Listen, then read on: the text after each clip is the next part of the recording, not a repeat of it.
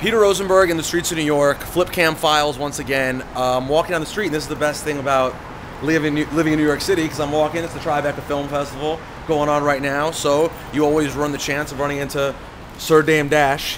What's really good, Dame? Everything's really good. What's going on with you? Yo, I apologize for the very hood style on the street interview. What's going on? You doing any film things at this year at Tribeca or no? I mean, I had a movie, that Mariah movie. I got an executive producer credit on, but you know, it's kind of quiet this year at Tribeca.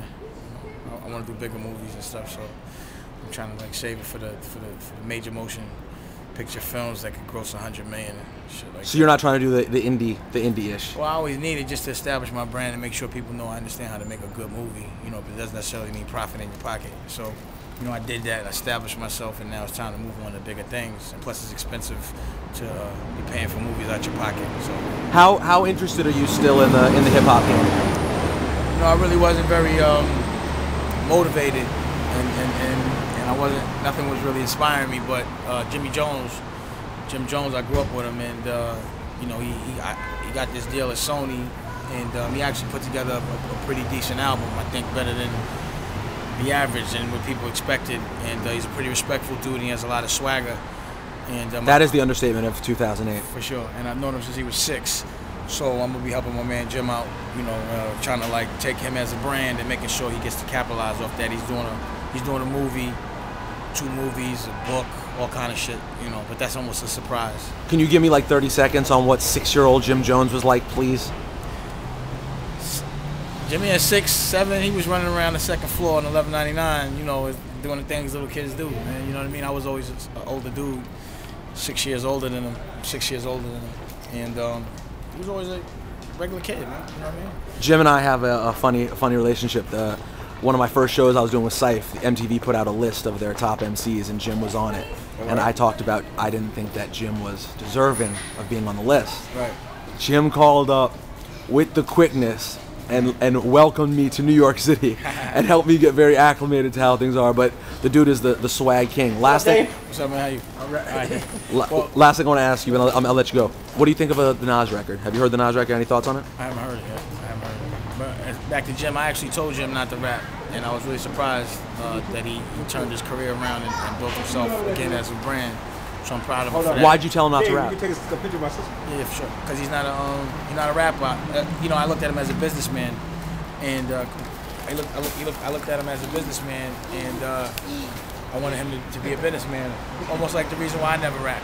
But you know, he has enough swagger and personality to pull it off, and through his practice and his relentless assault on making music, like, you know, a record every day, he actually got pretty good. So his new album, I think he might have came up with a classic, and that's me saying that. This is the one that's going to drop. Yeah. And he got a Bird Gang coming out in June that's kind of dope, too. So there'll be a lot of things going on with Jimmy.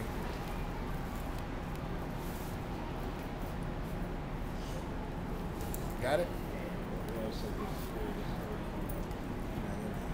But yeah, Jim, his new album is sick. And real talk, I'm proud of him, for real. No, in all seriousness, it was funny that I got in trouble with him for saying that, because as time went on and I listened to him more, then he dropped We Roll, the Pete Rock record. And it made me realize that given the right beat, Jim really can go in, and he does something. His style is actually really different than the swagger comes through the record. You know what I mean? Sure. That's what we are. All right, Floyd. All right. Yo, Dame, I don't want to take any more time. Absolute pleasure, man. Right, if you get a chance, tell Capo I say hello. Make sure you're playing that Splash record. He got that Splash record out, and he got a couple other joints. And I think Joel Santana's about to do a big thing too as well. And the Bird Gang is kind of dope, and the Skull Gang is dope as well. So it's a lot coming from that crew. I think they could save the East single-handedly, to be honest. Any last thing? I'm sorry. Any thoughts on the election? It seems like our man. I don't know if you're an Obama supporter, but I'm Obama okay, good. I assume that you were. I didn't want to go out there. It seems like our man can't seem to get a break. It seems like everyone's trying to take the dude down, man. I'm sure he anticipated that, you know. And the Clintons are relentless. You know, I just wish that they weren't so selfish about things. If he's going to win, don't get him too bruised up, you know, so we can beat these Republicans. But that would assume that's what their priority is, when it seems like their only priority is them, whatever relates to benefiting them. And I think this is a perfect example of why it might not be advantageous for the country for them to be in that position. You know, a real boss is more worried about his company. A real father is more worried about his family. A real president is more worried about their country. And I think Obama is really more concerned about the welfare of people as opposed to himself. You're a people dude, obviously. Like, you got to where you're at, not just from relentless hustle, but from knowing people. And am I a sucker for just thinking he's completely sincere? Like, I just believe the dude. I really do. Could you recommend us some nice restaurants around? The thing is, you know, when you talk to Obama and the way he's carrying and conducting himself, if he's not really truthful about what he's saying, at least he knows to say things that sound truthful. But he's very honest, you know, and he has these new school ways of doing things, which is really where the world is leaning toward. You know, America's been a little bit embarrassing because we've been so cocky about everything, and it's reflected in us having a terrible economy and the rest of the world laughing at us and using us as a mule to make money for the rest of the planet. You know what I'm saying? So the rest of the world's laughing at us while we're snobby, and I think he could do a lot in restoring the respect that we deserve as a country. You know what I'm saying? As of May 3rd, whatever day it is today, you think he can still win? Which is my birthday. Today's your birthday? Yeah. Happy birthday day. You know, it's mathematically impossible for him to lose, but it's going to be so close that, you know. Is it close enough for them to pull the bullshit? Is the question. I think honestly, you know, with the. All right, man, where you going? Back home. Oh, happy birthday! It's my nephew. It's his birthday too. Oh, happy birthday, man! Congratulations, you're a grown man now. You're 18. Word. Yeah. Oh, word up! That's a big I'm one. out to the clubs, man. Huh? So I'm out to the clubs right now.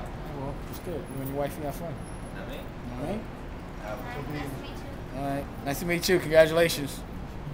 Get that the lover stroll. I like that. I like that. It's my birthday. It's my nephew. You think? You know Bobby Dash? I do know Bobby Dash. That's his son. Oh, really? Yeah.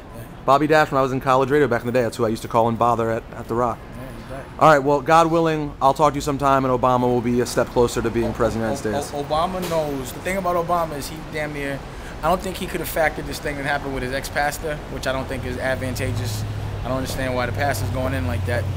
I don't understand that, but every problem that he's had, from what I've heard, he's kind of factored it. You know what I'm saying? So I'm sure he has a plan at all times. I think people are going to be pleasant. Like a year ago, no one would have thought Obama would have got where he's at. So the fact that he's even considered is a stat. So I think he could work it out. You know what I mean?